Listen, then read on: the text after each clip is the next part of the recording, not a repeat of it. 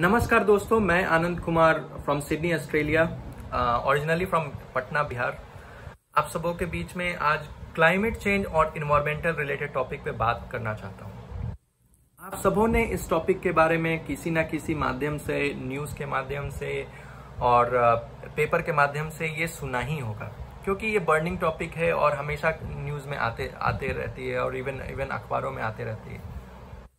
तो आज हम जानते हैं कि ये क्लाइमेट चेंज टॉपिक है क्या और इसके प्रभाव क्या हो रहे हैं और इसको हम कैसे रोकथाम कर सकते हैं। तो first of all, climate change के बारे में इसको प्रिडिक्ट किया गया था अर्ली 90s में कि ये क्लाइमेट चेंज होता है। क्लाइमेट चेंज के कारण इसका प्रभाव हमें दिखेगा। इसके बारे में ये प्रिडिक्ट नहीं किया गया था कि इतना जो 2020s में या लास्ट कुछ ईयर में इसका इफेक्ट हमें देखने के लिए ऑलरेडी दिख रहा है और हमें दिख रहा है।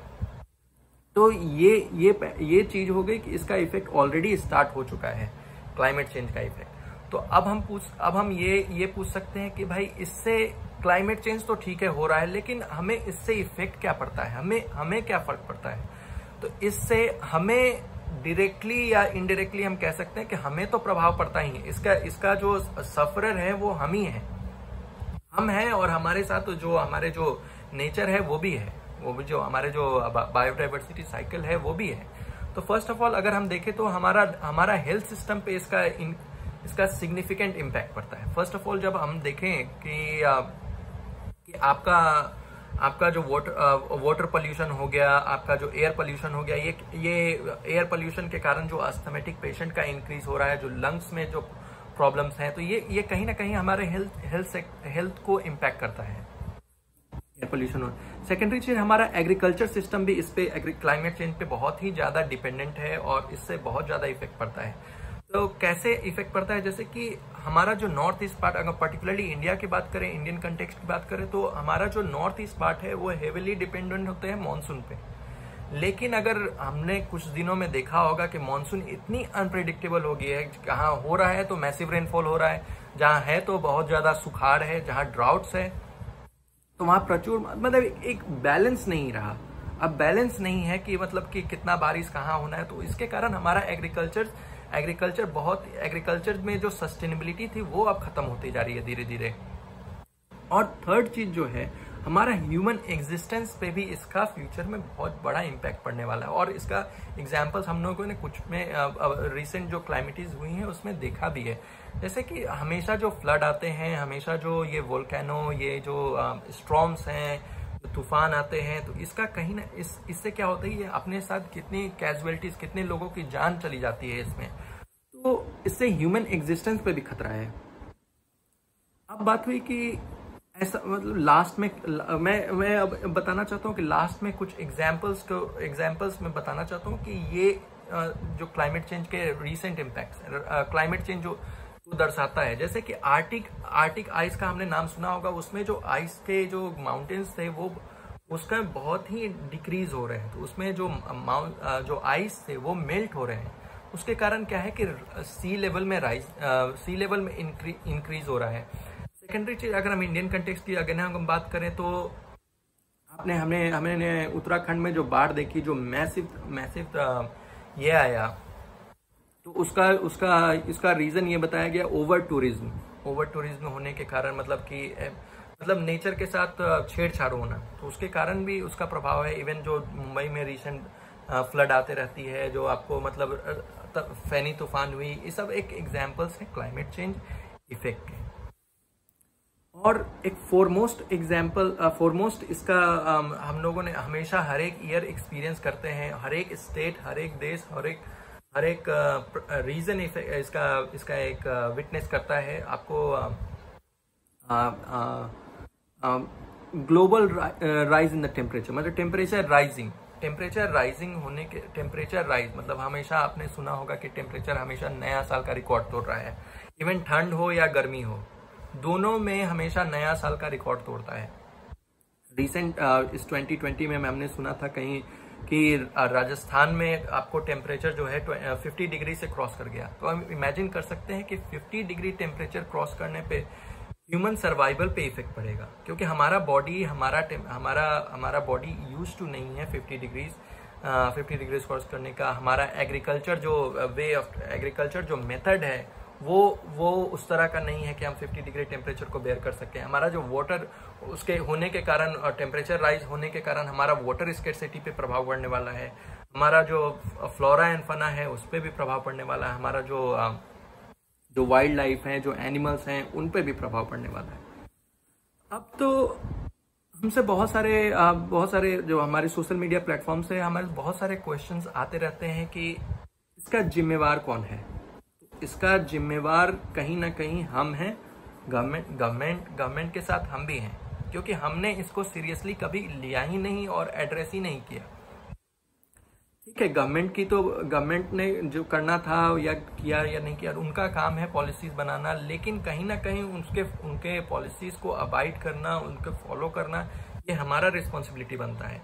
और एज अ रिस्पॉन्सिबल सिटीजन ये हमारा रिस्पॉन्सिबिलिटी बनता है कि हम क्लाइमेट चेंज के रिलेटेड एज एन इंडिविजुअल जितना हमसे बनता है उतना हम काम करें, क्योंकि आफ्टर ऑल ये जो अर्थ है ये हमारा होम है, ये इस पे हम लोग रहते हैं, तो इसका रिस्पेक्ट हमें करना पड़ेगा। अगर हम घर में रहते हैं तो उसकी साफ सफाई, उसके क्लीननेस, उसका रिपेयर, उसका मेंटेनेंस हम देखते हैं, तो ये जो होल अर्थ है वो हमारा प्लेनेट है, तो इसको हमारा घर है ये, तो हमें कहीं ना कहीं इसको देखना पड़ेगा, इसका लुक आफ्टर करना पड़ेगा। तो अगर हम बात करें कि हम कैसे इसको एज एन इंडिविजुअल, गवर्नमेंट को अगर हम स्किप कर दें तो गवर्नमेंट तो अपने लेवल पे जितना काम करना है कर रही है या फ्यूचर में और करेगी ही, और इवन जो वर्ल्ड लेवल पे काम चल रहा है वो हो रहा है। लेकिन इसके other than that as an individual हम क्या कर सकते हैं कि इसका जो इफेक्ट है उसको रिड्यूस कर सके, उसको कंट्रोल कर सके।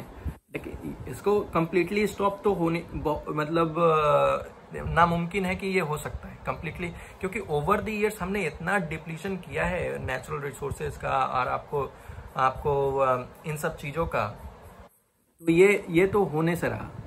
तो हमें इसमें एज एन अगर फर्स्ट ऑफ ऑल तो हमें तो इसमें गवर्नमेंट और इंडिविजुअल दोनों को साथ मिलके काम करना होगा as a one world one goal के हिसाब से, मतलब एक देश एक सपना के हिसाब से अगर हम काम करें तो इसमें पॉसिबल है कि इसके इफेक्ट को हम रिड्यूस कर पाएंगे बहुत हद तक। अब हम बात करते हैं एज ए इंडिविजुअल हम क्या कर सकते हैं कि इसके क्लाइमेट चेंज के इफेक्ट को हम रिड्यूस कर सकें। तो पहली बात यह है कि हम प्लास्टिक कंजम्पशन को रिड्यूस करें। प्लास्टिक हमारा प्लैनेट का, हमारा अर्थ का बिगेस्ट एनिमी है, बिगेस्ट एनिमी। तो इसको अगर हम बाहर जाएं, अगर हम सुपर मार्ट जाते हैं या कहीं जो मतलब सब्जी लेने जाते हैं या फ्रूट मार्केट जाते हैं, तो हम अपने घर से अपना कैरी बैग लेके जाएं। इससे क्या होगा कि हम जो 5-6 कैरी बैग जो है उसको हम रिड्यूस कर रहे हैं। तो उसको अगर आप इमेजिन करते हैं कि एक हाउस होल्ड अगर चार पॉली बैग को अगर रिड्यूस करता है, तो सोसाइटी अगर हम माने 100 पीपल अगर आप हमारे तरह अगर करते हैं तो 4000 प्लास्टिक हो गया 40 के हिसाब से। अगर 40 अगर हम प्लास्टिक रोज सेव कर पाते हैं as a one household में, एक घर में, तो 400 प्लास्टिक हो गया अगर 10 घर भी हमारा फॉलो करता है तो इससे हम देख सकते हैं कि मतलब एज अ सोसाइटी पे हम इस पे सिग्निफिकेंटली इम्पैक्ट डाल सकते हैं। और हम क्या कर सकते हैं, फॉसी फ्यूल जैसे पेट्रोल और डीजल जो हम जलाते हैं उसमें हम रिडक्शन कर सकते हैं। अगर हमें कहीं जाना है, अगर पब्लिक ट्रांसपोर्ट की फैसिलिटीज है तो हम क्यों ना पब्लिक ट्रांसपोर्ट यूज करें। पब्लिक ट्रांसपोर्ट यूज करने से ईंधन की बचत होगी और इन्वायरमेंट में जो कार्बन इमिशन, जो कार्बन फुटप्रिंट है उसमें रिडक्शन आएगा। तो उसमें कहीं ना कहीं ग्लोबल ग्रीन हाउस जो गैसेस हैं उसमें रिडक्शन आना है। थर्ड चीज क्या है, बिजली की बचत। हमें बिजली अननेसेसरी जो यूटिलाइज करते हैं इधर उधर जो रूम में, ड्यू टू इग्नोरेंस, हम ऐसा नहीं इंटेंशनली करते हैं, लेकिन ड्यू टू इग्नोरेंस हमें अवेयरनेस ना होने के कारण हम जले छोड़ देते हैं। तो इसके कारण क्या है, इसके कारण भी वो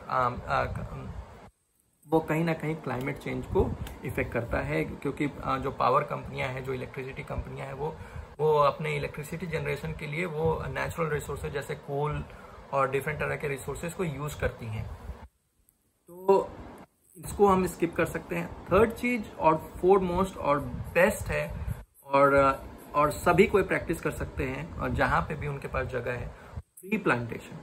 अगर हम मैसिव लेवल पे ट्री प्लांटेशन करना चालू कर दे तो इससे हमारा पर्यावरण को बहुत ही प्रभाव पड़ने वाला है, क्योंकि ट्री एक पेड़ लगाने से हमारा पौधे लगाने से हमारा शेड मिलता है तो जिसमें कि हमारा टेम्परेचर जो है उससे बहुत कम हो जाता है। अगर हम गर्मी में देखते हैं कि अगर हम पेड़ के नीचे छांव में बैठते हैं तो हमें बहुत ही रिलैक्सेशन मिलता है, प्लस ये हमें फ्रेश ऑक्सीजन देता है और हमारा जो वातावरण, जो एनवायरनमेंट में जो कार्बन डाइऑक्साइड है उसको सक करता है।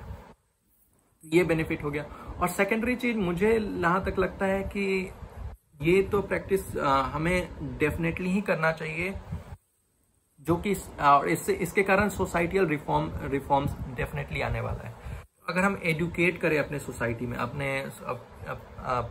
आस पड़ोस मोहल्ले में या कमेटी की मीटिंग्स में अगर हम एजुकेट करें कि भाई क्लाइमेट चेंज है क्या और इसमें हमें कैसे इफेक्ट पड़ रहा है, तो अगर इसके अगर ज्ञान सबको हो जाए तो डेफिनेटली कहीं ना कहीं हम इसको बहुत हद तक कंट्रोल कर सकते हैं।